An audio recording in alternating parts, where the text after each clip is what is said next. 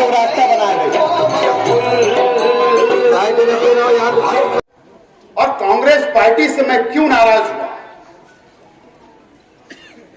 मेरे लिए नहीं कि मुझको कोई ओहदा लेना था, इसके लिए नहीं। अगर मैं चाहता तो ना प्रेस कॉन्फ्रेंस लेता, ना प्रेस कॉन्फ्रेंस के अंदर इस्तीफा देता, बल्कि मैं एक इस्तीफा एक पॉकेट में बंद करता और कांग्रेस के अध्यक्ष के हाथ में थमा के आ जाता, किसी को पता भी नहीं रहता और मेरा सौदा हो जाता। लेकिन मेरी नीयत साफ थी, अल्लाह गवाह है कि मेरी नीयत साफ है। और मैं 15 महीने से ये शहर को देख रहा था, इस शहर को समझ रहा था कि शहर में विकास, शहर का डेवलप, तो सरकार हमारी बनी, कांग्रेस पार्टी बराबर के हिस्सेदार है, जिससे मेरी पहचान है, जो खून और पसीना मेरे साथ जो इस शहर के लोगों ने दिया। सरकार बनने के बाद जो पैदल मार्च हम लोग गए थे 13 में रिजर्वेशन के लिए, सरकार बनने के बाद मैं गया मेरी पार्टी के लीडरान के पास कि सरकार जो बनी है वो कॉमन मिनिमम प्रोग्राम के ऊपर बनी है, मुश्तरका एजेंडा बना है। आप मुसलमानों को जो रिजर्वेशन भारतीय जनता पार्टी ने खत्म किया, आप वहां पर ये बात रखिए, क्योंकि हमारे मराठा भाइयों को रिजर्वेशन की बात चल रही, सुप्रीम कोर्ट में केस चल रहा है। हम भी चाहते कि मराठा भाइयों को मिलना चाहिए, लेकिन मैंने कांग्रेस पार्टी के लीडरान से कहा कि आप कैबिनेट के अंदर बात रखिए, सरकार के बीच में कॉमन मिनिमम प्रोग्राम जो बना उसमें बात रखिए कि जो मुंबई हाई कोर्ट ने रिजर्वेशन दिया,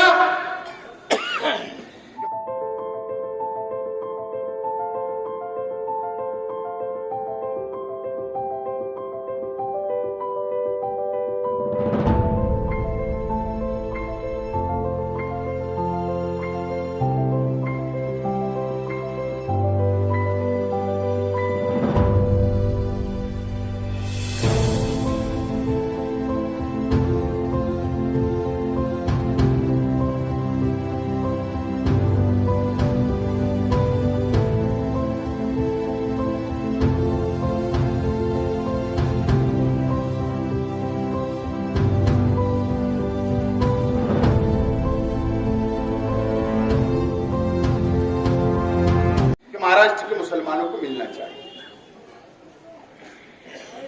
जाके मैं मिला, मैंने कहा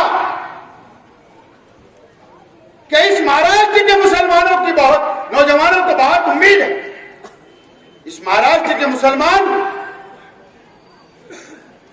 अपने बच्चों के लिए, तालीम के लिए, आला तालीम के लिए, सरकारी नौकरियों के लिए रिजर्वेशन मांग रहे। आप अपनी बात को रखिए वहां पे सरकार के पास, लेकिन 15 महीने मेरी बात को नहीं सुना गया, नजरअंदाज किया गया। मैंने कहा कि जब मैं एमएलए था 5 साल, तो असेंबली के अंदर एक एक बात उठाता रहा। क्या बात उठा रहा? जो हमारे शाह बिरादरी के लोग हैं, जो उनका वैलिडिटी नहीं हो रहा, भारतीय जनता पार्टी की सरकार ने जो उनको वीआईपी का दर्जा था, कई महीना असेंबली में आवाज उठाई, कैबिनेट के अंदर ले जाने के लिए बहुत जद्दोजहद की, लेकिन भारतीय जनता पार्टी की सरकार ने नहीं की, उनका मसला हल नहीं की। मेरे जब सरकार आई मैंने मेरे लीडरान के पास कहा कि इसके ऊपर आप मीटिंग लगाइए। शाह बिरादरी एक बहुत बड़ी बिरादरी पूरे महाराष्ट्र के अंदर है, गरीब है, पिछड़े हुए लोग हैं। अगर विजयंती का दर्जा मिलता है तो उनको रिजर्वेशन पहले से है और वो सरकारी नौकरियों पर और तालीम के अंदर जाकर वो तालीम भी हासिल कर सकते और सरकारी नौकरियां भी। मेरी बात को नजरअंदाज किया गया। मुस्लिम मेजर जो उनको एससी का दर्जा था तो भारतीय जनता पार्टी ने उसको भी खत्म किया। जो आले ओहदे तक पहुंच सकते थे, जो 4 क्लास के अंदर उनको नौकरियां मिलती थी, वो मैंने ले जाकर बात को रखा। मैंने कहा कि CAA, NRC, कुछ लोगों ने असेंबली से पहले शहर की आवाम को जज्बात में लाकर ये ऐलान कर MIM के अंदर गए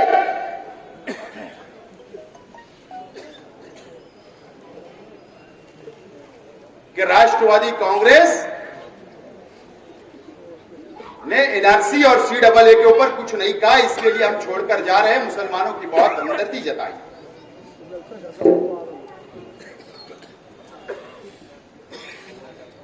लेकिन अगर मैं चाहता तो दूसरा रीजन भी बता सकता था। लेकिन एक बात मैं जरूर यह कहना चाहता हूं कि मुसलमानों को कोई डरने की जरूरत नहीं। हम इस हिंदुस्तान के अंदर पैदा हुए, इस हिंदुस्तान के अंदर बड़ा हुए और इस हिंदुस्तान की सरजमीन के अंदर दफन भी हो गए। हमको कोई शरीयत और हमको कोई सबूत देने की जरूरत नहीं कि हम हिंदुस्तानी है। कोई डरने की जरूरत नहीं।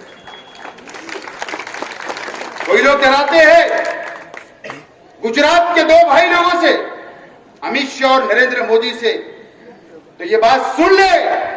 हैदराबाद के 2 लोग जो ये 2 लोगों का डर बताते हैं, मुसलमान सिर्फ अल्लाह से उसके रसूल से डरता है। ये नरेंद्र मोदी और ये अमित शाह से कतई डरने वाला नहीं है और कोई हमको इससे डराने की कोशिश भी ना करे। लेकिन मैं गया सरकार बनने के बाद, मैंने कहा कि तजवीज लाई जाए। आपको याद होगा जिस दिन मालेगांव शहर के अंदर मोर्चा निकला था NRC का, CAA का, लाखों की तादाद में हमारी नौजवान सड़कों पर निकले। उस वक्त असेंबली का सेशन चल रहा था मुंबई में और मैं यहां नहीं बल्कि मुंबई के अंदर था और मैंने वहां आवाज उठाई थी कि मालेगांव के अंदर लाखों की तादाद में लोग सड़कों पर आए और C और NRC वापस लिया जाए। ये भाजपा की सरकार के सामने आंख में आंख डालकर मैंने बात की थी और वो आवाज उठाई। कोई मुझे दलील और सबूत देने की जरूरत नहीं है। आवाज उठाई और उसके बाद जब हमारी सरकार आई तो मैंने कहा, कांग्रेस के हमारे लीडरान से कहा कि आप तजवीज लाने के लिए बोलिए। हमको पता है कि इस महाराष्ट्र के अंदर भाजपा का जो काला कानून लादा है ये सरकार नहीं लाएगी, लेकिन एक कागज के ऊपर लेकर आ जाओ। बात को नजरअंदाज किया। मैंने कहा कि मालेगांव म्युनिसिपल कॉर्पोरेशन पर कांग्रेस का मेयर है, कांग्रेस की मेजॉरिटी है, सरकार हमारी बनी तो हमको झोपड़पट्टी के इलाकों के अंदर,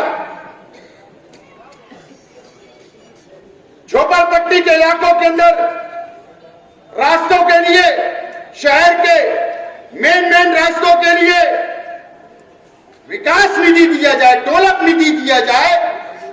हमने बड़ी फहरिस्त तो मैंने बनाकर शेख रशीद साहब के साथ में जाकर हमने दिया हमारे नेताओं को कि शहर के अंदर विकास और डेवलप का फंड दिया जाए। 15 महीने गुजर गए, लेकिन अगर 1 लाख रुपया अगर हमारी सरकार से हमको नहीं मिल पा रहा तो मैंने क्या करना चाहिए? भाजपा की सरकार नहीं देती तो हम मान सकते थे, लेकिन हम हिस्सेदार हैं और हिस्सेदारी हम बराबर के हिस्सेदार हैं। हमको विकास निधि मिलना चाहिए शहर के डेवलप के लिए, इस शहर के विकास के लिए, क्योंकि शहर के जो नुमाइंदा है वो तो नाकाम हो चुका, तो मिलना चाहिए। नजरअंदाज किया गया और मुझको ऐसा एहसास हुआ कि हमारे रियासती लीडरान, मैं केंद्र के लीडरान को कोई दोष नहीं दे सकता इसमें, कांग्रेस पार्टी के उन पर मैं कोई इल्जाम नहीं लगा सकता। भैया प्लीज प्लीज यार, मैं कोई दोष नहीं दे सकता, लेकिन जो हमारे रियासती लीडरान है, जो सरकार संभाल रहे, सरकार में बैठे हैं, अगर हम उनके पास काम लेकर हम जाते हैं शहर के विकास के लिए, शहर के डेवलप के लिए, अगर नजरअंदाज किया जाता है, हमारे रियासती लीडरान को ऐसा लगने लगा कि बस जो बड़े चेहरे हैं मुसलमान नेताओं के, जो पहले थे आज भी है, बस उनको हम आगे बढ़ाओ तो महाराष्ट्र के मुसलमान वोट दे देंगे। मैंने उनसे कहा कि शायद अब आपको हमारी जरूरत नहीं है, खासतौर से मेरी जरूरत नहीं है।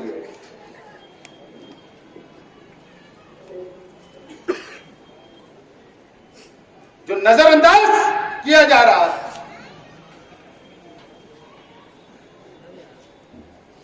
हम आवाज उठा रहे हैं कि हमारे शहर में यह होना चाहिए, मुसलमानों के लिए होना चाहिए, रिजर्वेशन मिलना चाहिए, एनआरसी खत्म होना चाहिए। मैंने ये कहा, यकीन जानो आज मेरे मजदूर भाई यहां बैठे हैं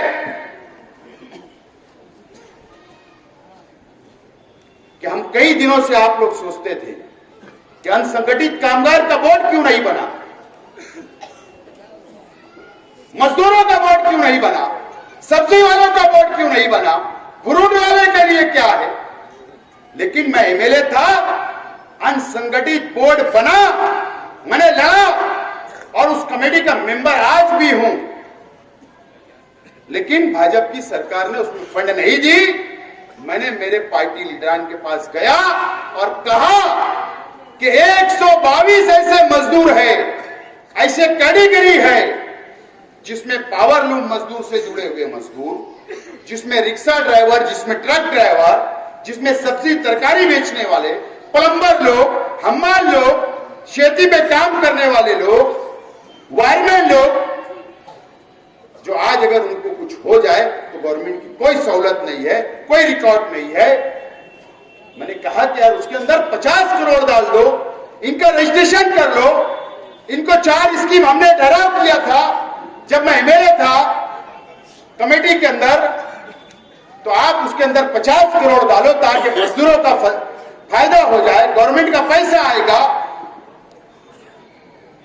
इंश्योरेंस का मिलेगा, इंजर्ड हो गया, कोई एक्सीडेंट हो गया मिलेगा, ऑन ड्यूटी एक्सपायर हो जाए तो कुछ लाखों रुपया मिलेगा उनके परिवार को, उनके बच्चों की तालीम का, उनके बच्चों की मेडिकल का, उनके बच्चों की शादियों का। वो कमेटी के, वो बोर्ड के अंदर लिखा हुआ है। कांग्रेस के लोग खामोश रहे, कुछ